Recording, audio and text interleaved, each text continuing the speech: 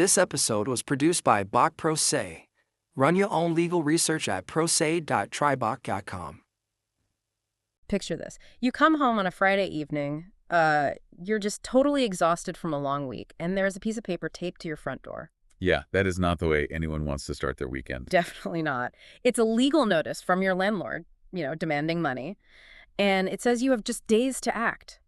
So the clock is ticking. Right. But time doesn't actually work the way you think it does in this situation. Exactly. You are suddenly forced into this, highly structured legal process where missing your turn by a single minute means you instantly forfeit. I mean, regardless of how strong your arguments might be. It is an incredibly high-stakes environment. I mean, a single technicality or a misread date or even putting a document in the wrong pile can have devastating real-world consequences, like losing your home. Right. And honestly, the most disorienting part for anyone walking into this without a law degree is that the rules governing that ticking clock, they actually change depending on exactly where you are in the timeline. Which is wild. So welcome to the deep dive. Today, we are equipping you to navigate the strict, fast-paced legal reality of a Florida eviction. Yeah, we are zeroing in on a situation that requires absolute immediate clarity. We really are. The mission here is decoding the critical differences between the two main documents you might find on your door. That's the 3-day notice and the 5-day eviction summons. And our focus today is all about precision. We're looking specifically at how this plays out in Broward County, Florida. Right, getting into the weeds a bit. Exactly. We're going to unpack what actually triggers each of these deadlines, the unforgiving necessity of something called the court registry, and the immediate practical steps a self-represented or pro se tenant must take. Because we are looking at this strictly as a practical, empowering survival guide. I mean, there are a lot of intense debates out there about housing rights and property laws, Oh, absolutely. It's a highly charged topic. But we are bypassing all of that today. Our goal is just to give you plain language knowledge straight from the current Florida laws and the Broward County Clerk of Courts. So that if you ever find yourself holding one of these notices, you don't lose on some procedural technicality. Exactly. So let's start before anyone ever steps foot in a courtroom. Let's talk about that first piece of paper on the door, the 3-day notice. Okay, yeah. I tend to view this document like a yellow light at a traffic intersection. It's, a mandatory warning that things are about to escalate. I like that. The yellow light is a really great way to frame it. Right. And you have a very brief window to hit the brakes. Fundamentally, a 3-day notice is a pre-court written demand from the landlord. The law officially requires the landlord to tell the tenant to either pay the rent owed or move out before they can take any judicial action. So it's a prerequisite. Exactly. It is a legal prerequisite. Yeah. A landlord cannot just decide, they are tired of waiting and head down to the courthouse to file an eviction lawsuit for non-payment. They have to do this first. Right. They have to let this 3-day window open and close first. It separates the threat of a lawsuit from the actual lawsuit itself. Okay, let's actually count this out together, because if you ever find yourself in this situation, you cannot afford to guess this math. No, you really can't. 3 days sounds like 72 hours. But legal time doesn't tick like a normal watch, does it? No, the calculation here is highly specific, and getting it wrong is often fatal to a tenant's options. Wow. Yeah. The 3 days do not include the day the notice was delivered, and they also completely exclude Saturday, Sundays, and court-observed legal holidays. Okay, wait, let me make sure I've got this. So if your landlord hands you this paper on a Friday is just a wash. It doesn't count. Correct. And then Saturday and Sunday are dead space. So your day one is actually Monday. Yes, your day one is Monday. And if that Monday happens to be Memorial Day or Labor Day, that doesn't count either. Oh, wow. So day one gets pushed to Tuesday. Exactly. The logic here is that the courts and banks aren't operating on those days. So it wouldn't really be fair to count them against a tenant trying to gather funds or seek legal help. That makes total sense. Now, the mechanism to stop this clock seems simple, right? You cure the notice. Right. If the tenant pays the full amount of rent stated in that notice within that specific window, the eviction just stops dead in its tracks. The landlord has been made whole. Yep. And they cannot proceed based on that notice. But, life isn't always that neat. What happens if a tenant can't pay the whole thing, but they scrape together, say, half the rent? Partial payments. Yeah. If they hand the landlord a partial payment, does that yellow light turn back to green? Not automatically, no. And this is a massive area of confusion for both landlords and tenants. I can imagine. Florida law says that if a landlord accepts a partial rent payment after serving a 3-day notice, they don't completely lose their right to evict. Wait, really? Yeah, but it does force the landlord to take one of 3 very specific actions to prevent double dipping. Right, because they can't just, pocket your cash to cover the old debt and then immediately use that same debt to kick you out without an accounting trail. Exactly, the issue the law is trying to prevent. So the landlord must do one of 3 things. First, they can give the tenant a receipt detailing the exact date, the amount received, and the balance still due before filing the action. Okay, what's option 2? Second, they can bypass the receipt, but they're required to post a brand new 3-day notice reflecting the new lower amount due. Oh, so that restarts the clock. It does. Or third, they can proceed with filing the eviction lawsuit, but they must deposit that partial payment they accepted directly into the court registry when they file the suit. Wow, okay, so there is a strict accounting that has to happen. Now, what if the 3-day notice itself is just, fundamentally wrong? You mean errors on the document? Yeah. Say the landlord demands a bunch of late fees that aren't actually written into the lease as rent, or they forget to put their phone number on the document, or they miscalculate those dates we just talked about.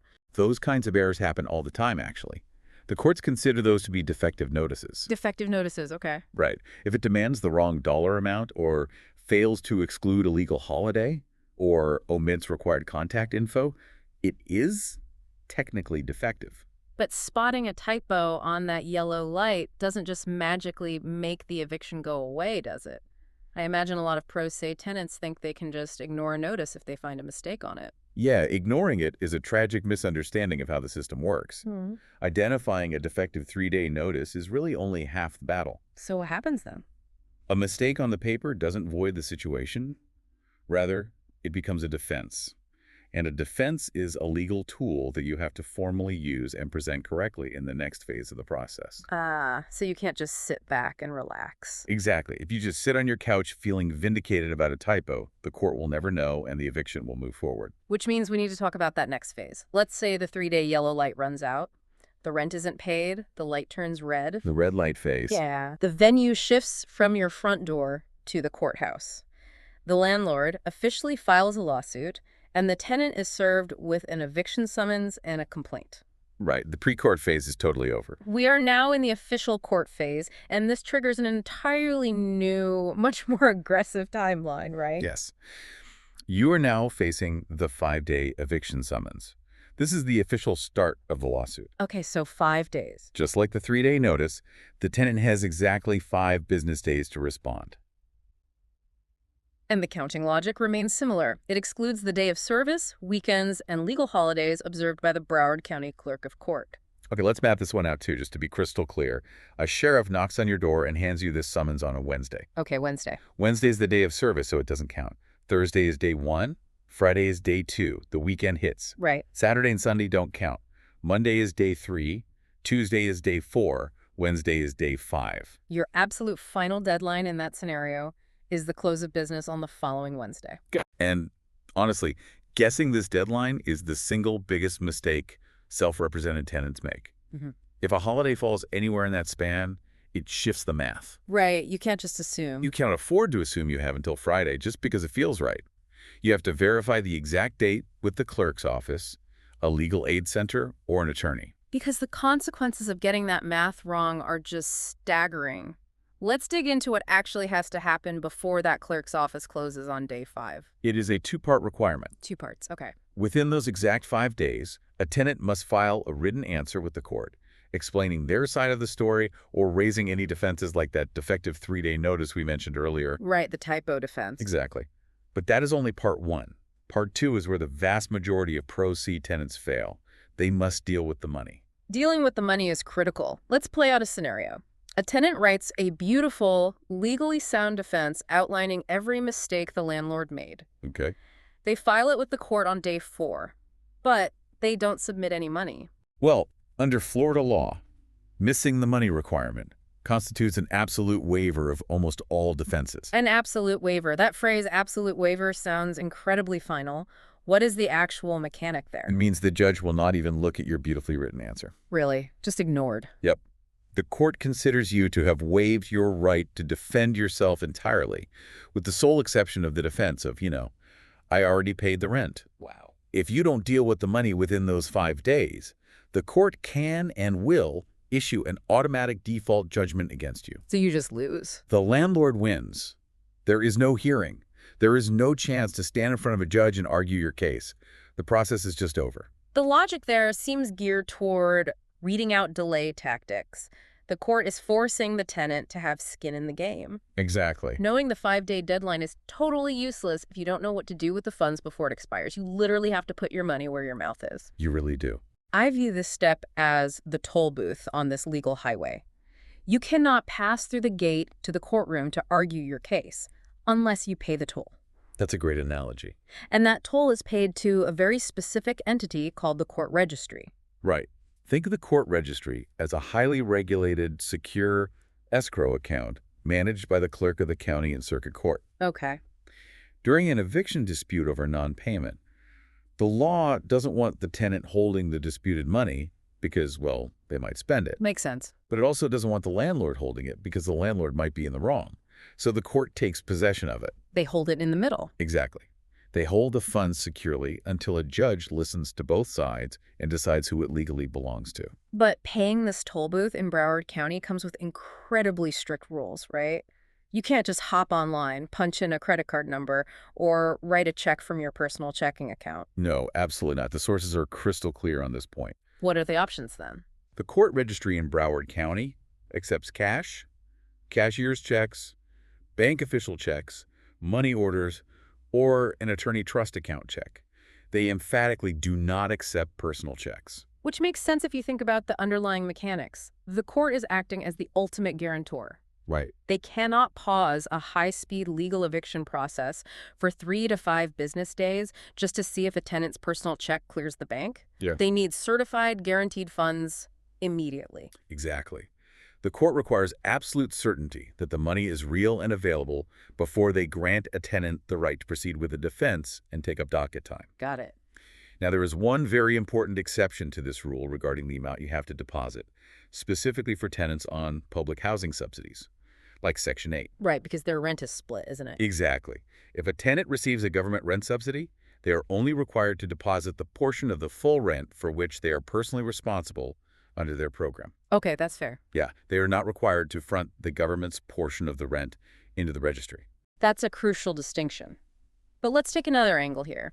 What if the tenant is actively disputing the amount the landlord claims is owed?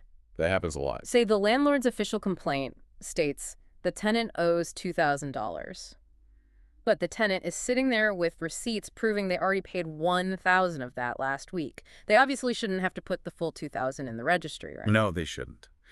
But in that situation, the tenant must file a specific legal document called a motion to determine rent. Okay, a motion. And crucially, this motion must also be filed within that strict 5-day window. This motion formally asks the judge to intervene and decide the correct amount that should be deposited into the registry. But I'm guessing you need proof. Oh, yeah. You cannot simply file the motion and write, the landlord is lying. The law demands proof.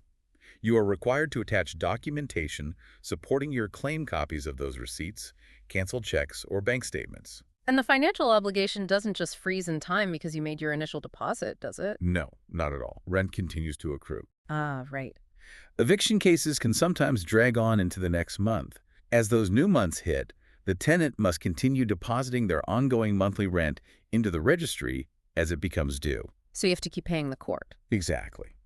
If you make your initial deposit, but then miss the next month's ongoing payment while waiting for your trial, you once again risk an automatic default judgment. That is stressful. Let's push on this because here's where the tension in this law really peaks. Let's look at a realistic worst-case scenario. Okay.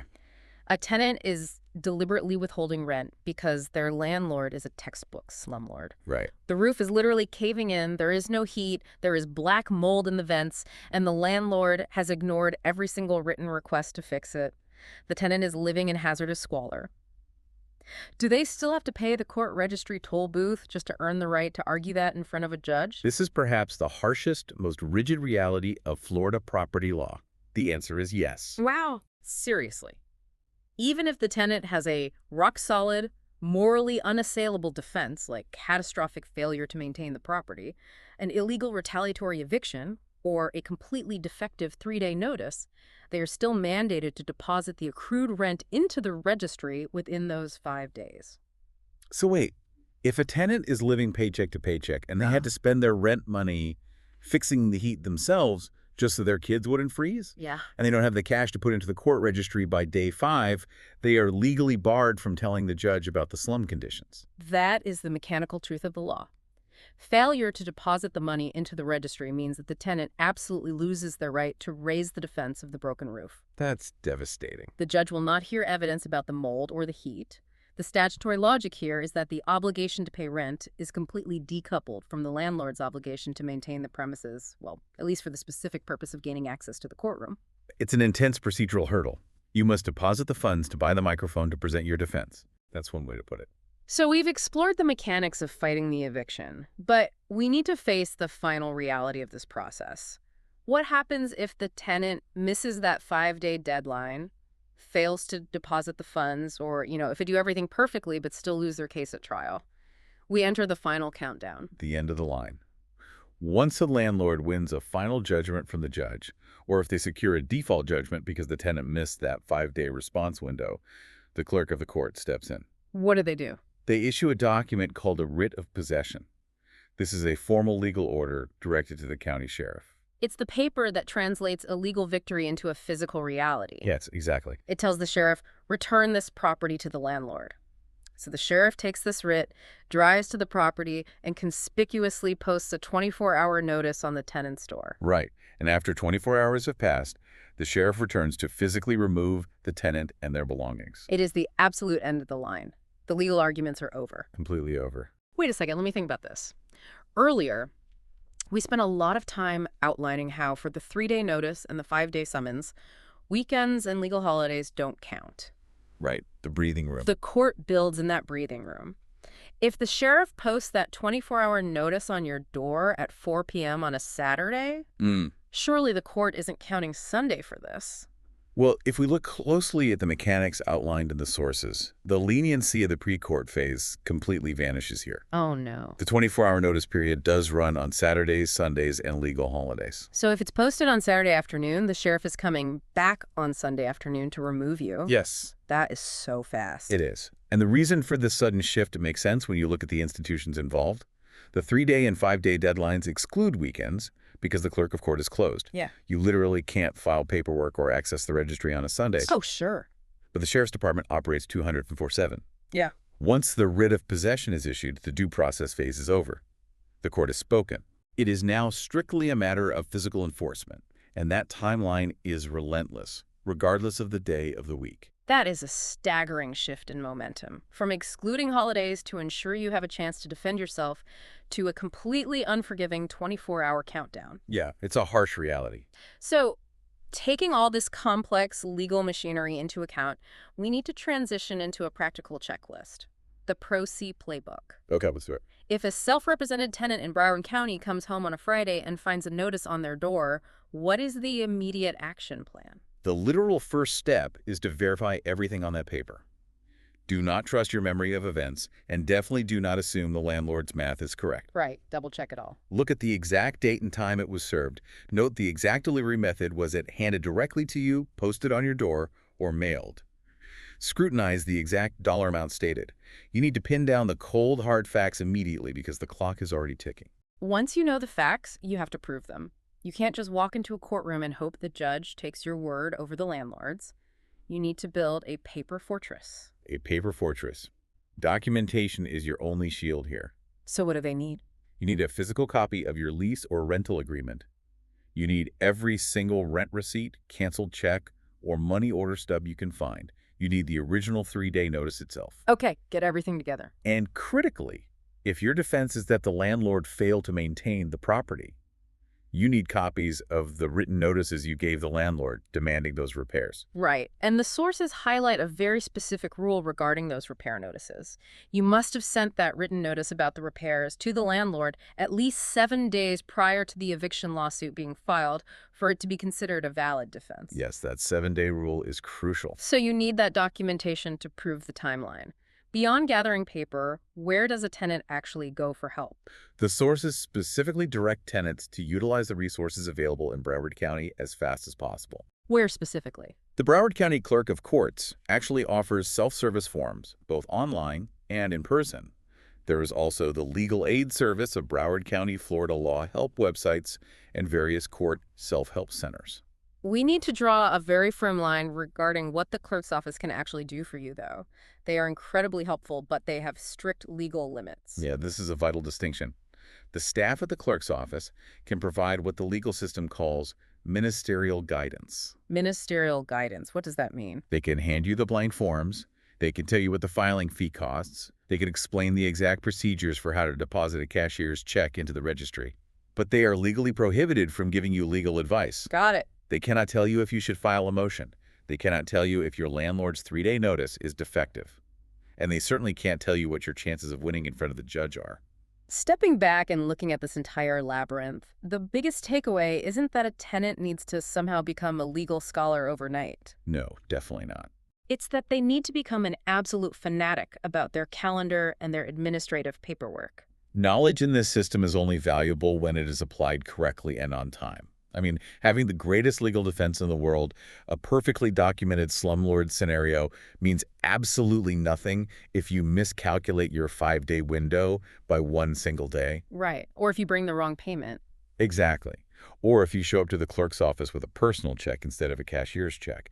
It just reinforces why gathering your facts, securing your documents, and seeking out actual legal aid early is paramount. Let's trace the journey we just mapped out. We started at the front door with the 3-day warning, the yellow light. The warning phase. Right. This is the pre-court phase where you have a brief window safely excluding weekends and holidays to pay up or move out, and where landlords have to follow strict accounting rules if they accept a partial payment from you. And then we followed the process to the courthouse for the red light, the 5-day eviction summons. The strict phase. This is where the procedural clock gets incredibly unforgiving. Missing the deadline to file your written answer and deposit the money into the registry results in an absolute waiver of almost all your legal defenses. Which brought us to the toll booth, the court registry, the mandatory requirement to deposit the disputed rent funds in guaranteed formats just to unlock the courtroom doors and get an audience with the judge. Yep, pay to play. And finally, we looked at the brutal reality of the 24-hour notice, where the due process phase ends, weekends suddenly count again, and the eviction becomes a physical reality enforced by the sheriff. It is a massive apparatus built entirely on procedure, deadlines, and strict compliance. It really is. And I want to leave you, our listener, with a final thought to mull over, building on the mechanics we've explored today. We spent time unpacking the reality of the court registry, the rule that mandates a tenant must deposit the full accrued rent into an escrow account just to earn the right to complain to a judge about a landlord's failure to maintain a safe property. It's a huge burden. Consider how this pay-to-play defense requirement shapes the balance of power between landlords and tenants. For a renter living paycheck to paycheck, facing a hazardous living condition like a broken water heater or a caving roof, they might be forced into an impossible choice. Absolutely impossible. Do they spend their limited funds to fix the hazard themselves so their family is safe today? Or do they endure the hazard, live in the cold, and save that exact same money to deposit into the court registry just so they don't lose their voice in court next month? It's a really tough question. It's a structural reality of the legal system that asks you to hold on to your money to fight the battle, even when you might desperately need that exact money to survive the conditions you're fighting against. Something to think about. Thank you for joining us on this deep dive. Stay curious, stay well informed, and we'll see you next time.